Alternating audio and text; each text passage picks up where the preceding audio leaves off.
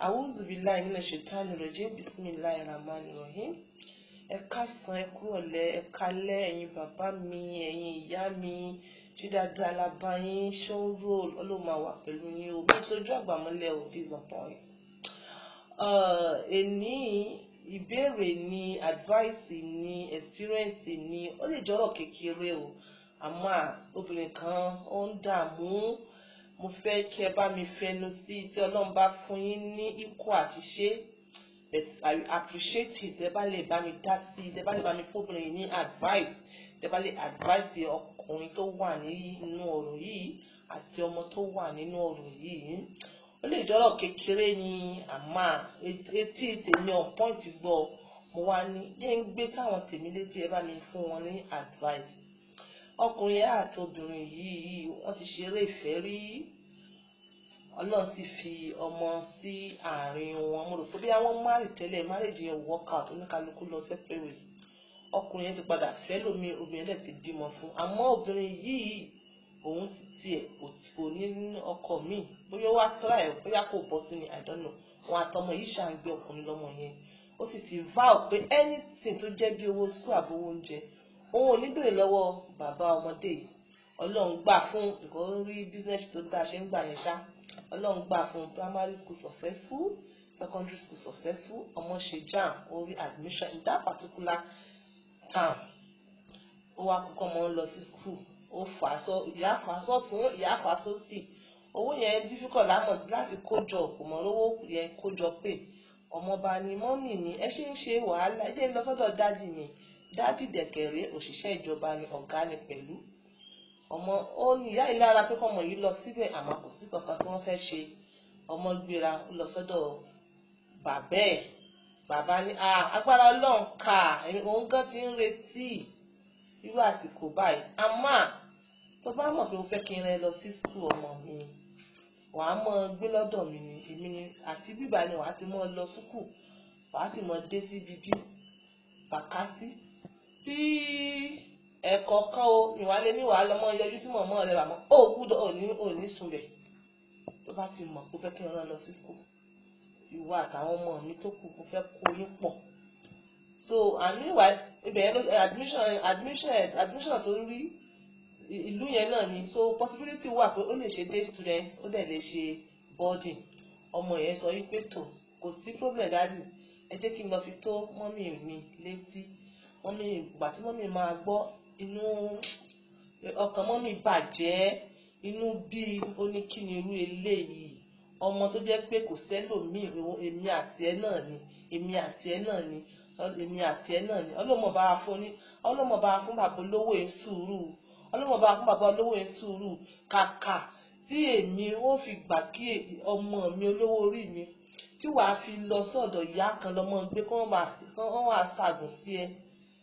Òyà ní lọ sùkúù ni. Ìyá bá ní ọmọ yẹn mọ̀ ní lọ sùkúù. Ìyá mọ̀ lọ́mọ mọ̀ ní lọ sùkúù. Ọmọ mọ̀ ń sunkún. Ìyá mọ̀ lọ wípé kò ní lọ. Kàkà tí bàbá yẹn fi sọ pé ọmọ gbọ́dọ̀ ọmọ yẹn ò ní lọ náà ni. Pé because tí òun ó sagbára, òun ó wà owó. Àmọ́ tó bá sì wá sí owó, ọmọ yẹn kò ní lọ sí sùkúù. Bí mo ṣe ń bá yín sọ̀rọ̀, ọmọ yẹn ò tí bẹ̀rẹ̀ sí. Ó yẹ kó bẹ̀rẹ̀ pẹ̀lú ní last year kó tó wá di pé coronavirus wá dé.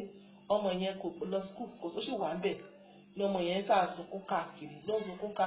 So mo fẹ́ kí ẹ̀yin tẹ̀ wá ń bẹ̀, ẹ bá mi bá wọn, ìyá yẹn bá mi bá sọ̀rọ̀, ẹ bá mi bá sọ̀rọ̀, ẹ bá mi jẹ́ kó rí reality of life. Bóyá Ọlọ́run lè gbẹnu èèyàn kan àbí right èèyàn kan, Ọlọ́run lè gbà. So nǹkan tẹ́ bá discuss, nǹkan tẹ́ bá advice, èmi ò pick ẹ̀, èmi wà bá àwa jọjọ discuss again next time ní orí ibi báyìí. Ẹ bá mi dá sí ẹjọ́, ẹ bá mi fún ìyá ilé advice, ẹ bá mi fún ọmọ ilé advice, ẹ bá mi fún bàbá in question yìí náà, ẹ bá mi fún ní advice. Gbogbo èèyàn tó bá fi tiẹ̀ kalẹ̀ tó dá sí tọmọ ẹnì kejì, Ọlọ́run ló máa bá yẹn náà dá sí tiẹ̀, inshallah. Ìyẹn tí mo fẹ́ fi eléyìí kún fún yín pé àlá àlemú àlá. Àlemú àlá. Àwọn èèyàn kan sọ pé gba kí ni òní fi lálà mọ́ ní ìrù bẹ́ẹ̀. A ní agbára kankan lórí àlá. Agbára tá a ní lórí àlá ó ní àdúà. Àdúà nìkan la ní lórí àlá.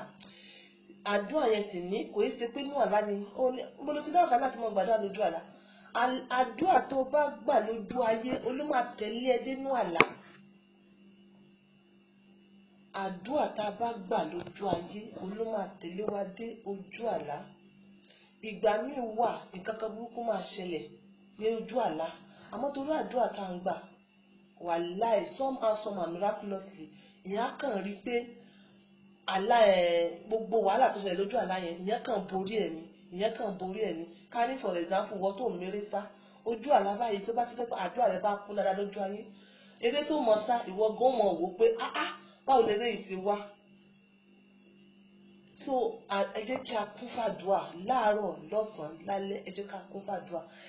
Then ní aláfikún tá a bá tún wá ń gbàdúrà yẹn ẹ mọ́ gbàgbé kẹ́ ẹ mọ́ sọ wípé ẹ jẹ́ kí n sọ lẹ́yìn ní English bí a mo lè rí túmọ̀ ẹ̀ ní Yorùbá.